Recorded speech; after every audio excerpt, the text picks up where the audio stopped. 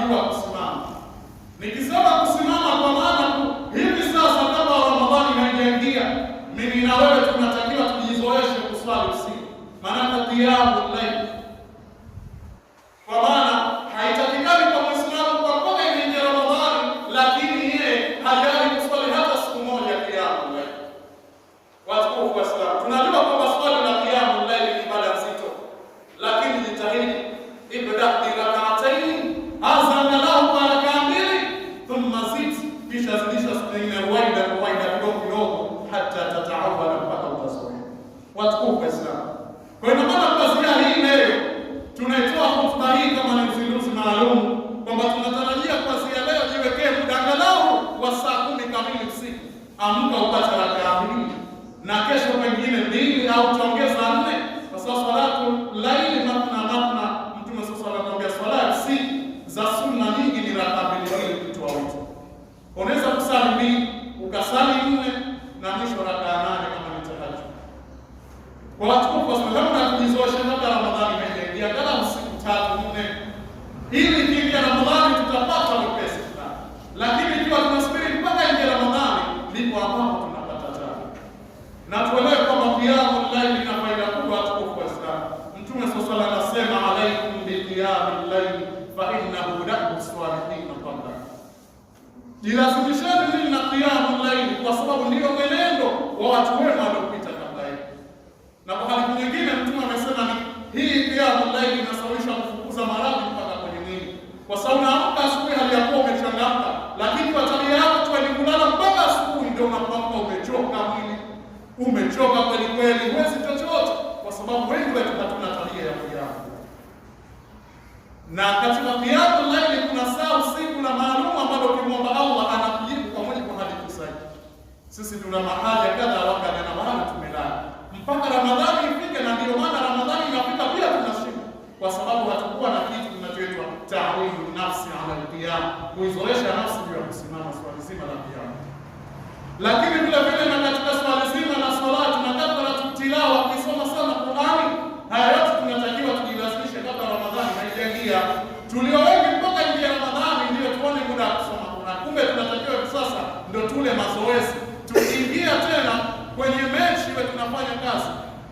Hivi katika dunia tu wachezaji wa mpira hujiandaa ili ikianza ligi basi wanafanya vizuri. Na humuoni ambaye mpaka ligi ianze ndio anajiandaa. Kwa nini tushinde kujiandaa katika ile ambalo lina manufaa makubwa hapa duniani na kule akhera?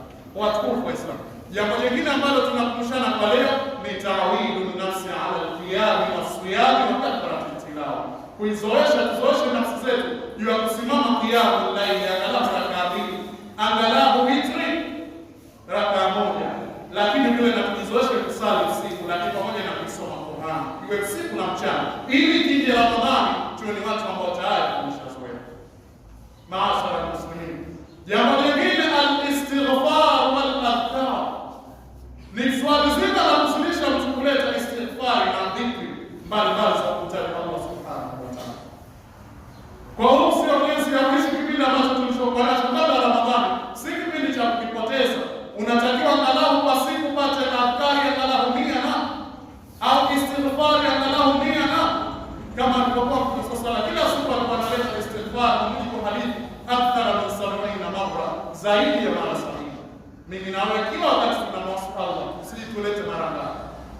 Mtu ambaye yeye mwenyewe angalau ilikuwa kama inastahili asilete istighfar alikuwa ni Mtume sallallahu alaihi wasallam, lakini alikuwa hakuleta istighfar kwa siku zaidi ya mara 70. Na kwa sababu istighfar ina mengi ikiwemo kufungua milango ya riziki.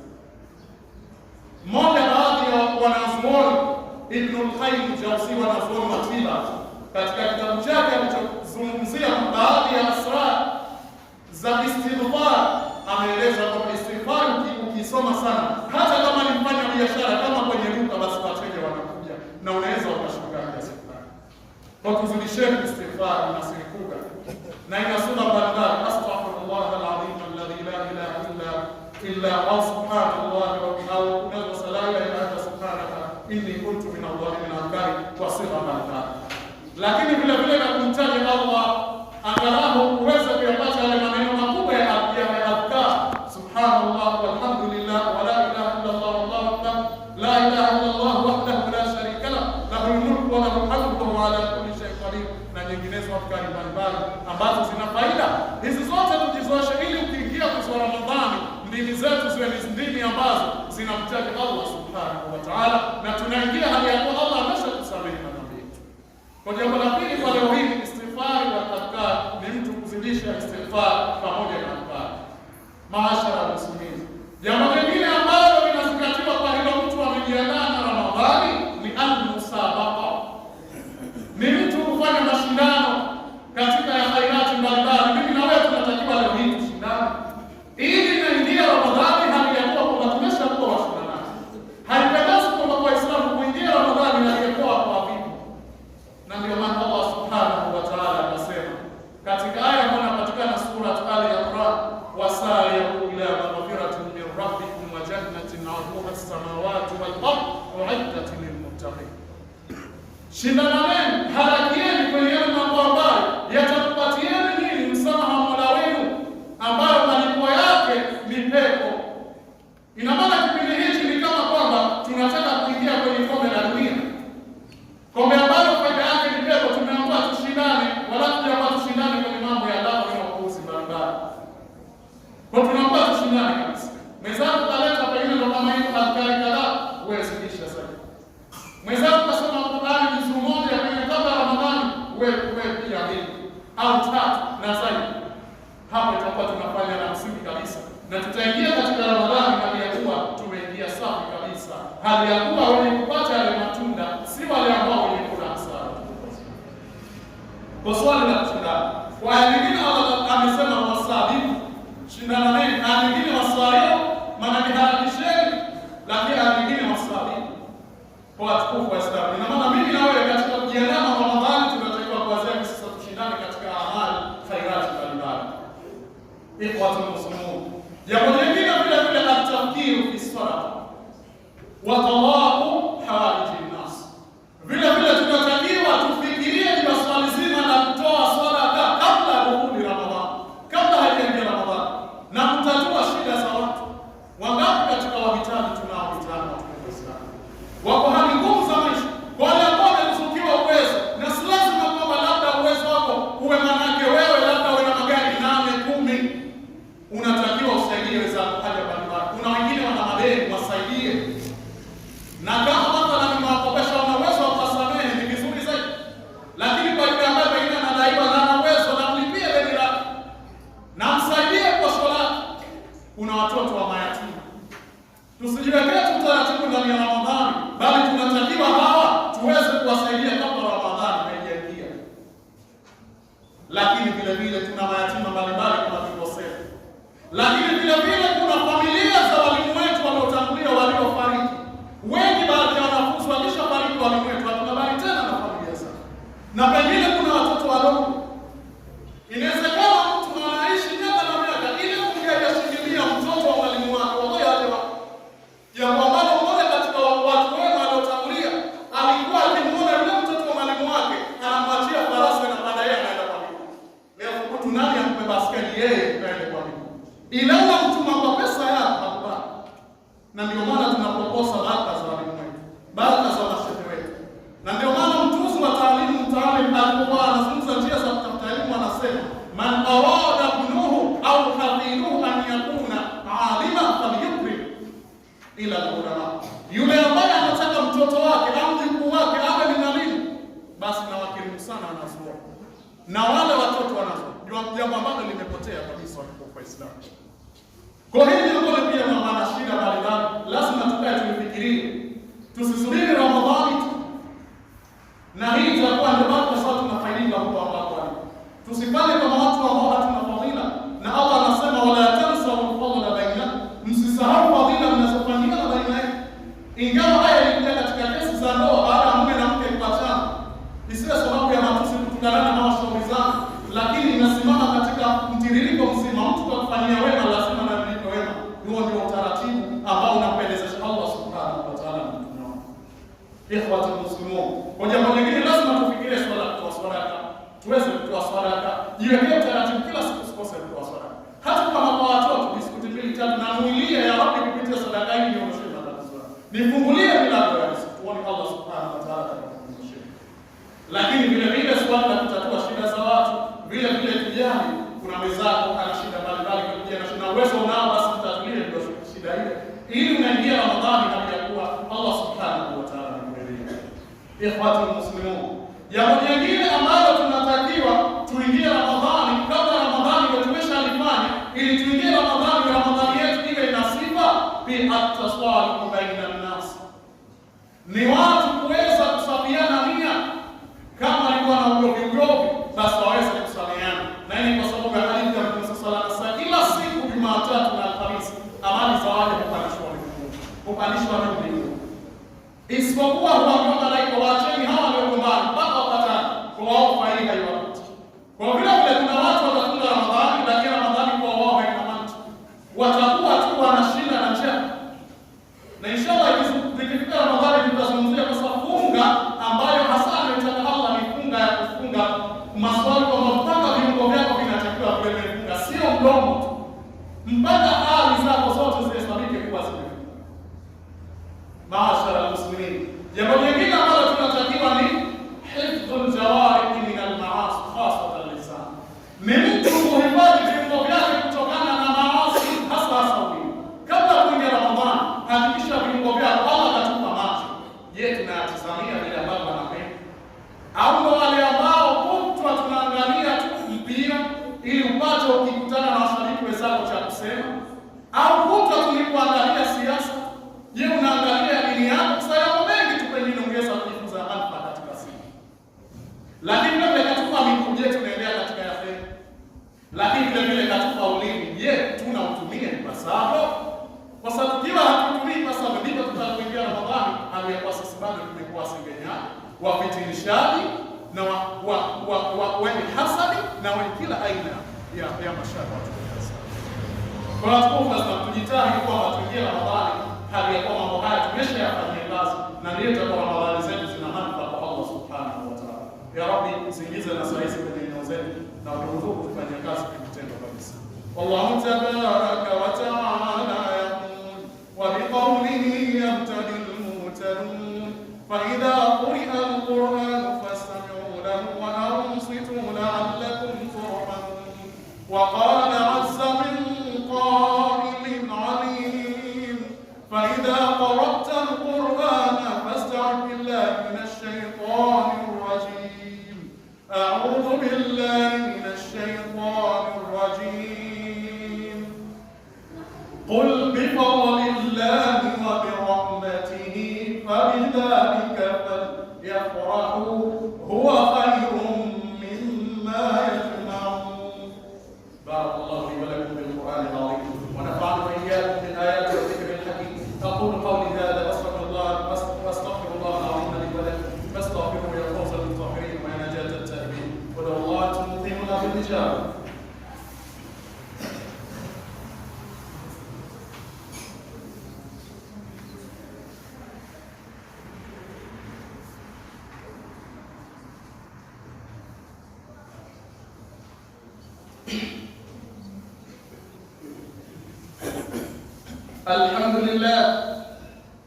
الحمد لله الذي هدانا بالإسلام وأرسله رسوله بالهدى ودين الحق ليهدينا سبل السلام. وأشهد أن لا إله إلا الله وحده لا شريك له، وأشهد أن محمدا عبده ورسوله صلوات الله وسلامه عليه وعلى آله وصحبه أجمعين. أما بعد، أوصيكم عباد الله ونفسي بتقوى الله وطاعته، واعلموا علم اليقين أن الفوز والنجاة للمتقين، فنسأل الله أن يجعلنا من المتقين. Watukufu wa Islam, sinabudi kukuhusieni kama ilivyowajibu kuhusia nafsi yangu juu ya swala zima la kumcha Allah subhanahu wa ta'ala, na ikiwa maudhui yetu bado tuko kwenye mwendelezo wa mada tuliyopita Ijumaa iliyopita, namna gani tutaipokea Ramadhani, kaifa nastaqbilu wafdana al-karim, vipi tutampokea mgeni wetu, ina ugeni wetu ambao ni mtukufu kabisa, ili usirejea kwa Allah ukiwa na malalamiko. Mgeni asirejea kwa akasema wale jamaa baya sana hawana hata ikram, hawakunipokea vizuri. Kuna sisi ni mahali petu kuweza kukumbushana mchana huu kweupe kabisa, kuweza kuifanyia kazi hotuba hii. Watukufu wa Islam, kwa vile tumeelekezana namna Ramadhani inavyopokelewa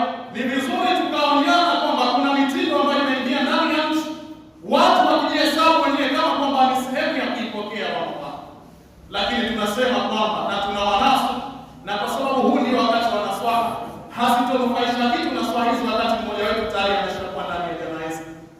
Kwa tunamnasi mchana kwa wako baadhi yetu ikifika kipindi cha Ramadhani, hasa ndugu zetu wa kike tayari wameshatengeneza makasida mbalimbali yasiyo maana. Na maanisha makasida ya minanda kwa kisingizio cha kasida, hali ya kuwa ni ufisadi ambao umeenea katika nchi hii inahesabika 99% ya Waislamu. Unaweza kuona mabanati hasa kupitia tawasuli al-ijtimaiya au wasailu tawasuli al-ijtimaiya, kupitia ile mitandao ya kijamii, namna gani ndugu zetu wanawake walipokuwa na video vyao wakauchi eti wanafundisha Ramadhani. Watukufu, Ramadhani haifundishwi wala haipokelewi kwa namna hiyo. Ramadhani inapokelewa kwa kukaa chini ukaisomea. Leo mabanati wangapi wanaitwa tena ukti, wanaitwa ukti. Kazi yao kuharibu jamii ambayo ni ya Waislamu, kuimbaimba kasida wakijiona kama ni sifa ya wema ambao wanamhadaa Allah, kumbe Allah mwenyewe anasema yufalihuna Allah wa huwa wanamhadaa Allah kwa sifa ya wema, kwa sababu wanamtaja mtume. Kwani kila kwa kutaja mtume bali inakuwa ni usahihi. Kwa hiyo tunalieleza kwamba zitakuwa mambo mengi sana tunayoona katika mitandao, na baadhi ya wazazi sana tunahusika. Tuna watoto wa kike kama hao, tunawaachia tukuzumura kama vile mbuzi wasiokamba. Mtu wengine shaolea, mtu ana mapigo eti anafundisha, anaimba kwa kuikaribisha Ramadhani. Kwa watu wa Uislamu, Ramadhani ndio kukaribishwa kwa uchi.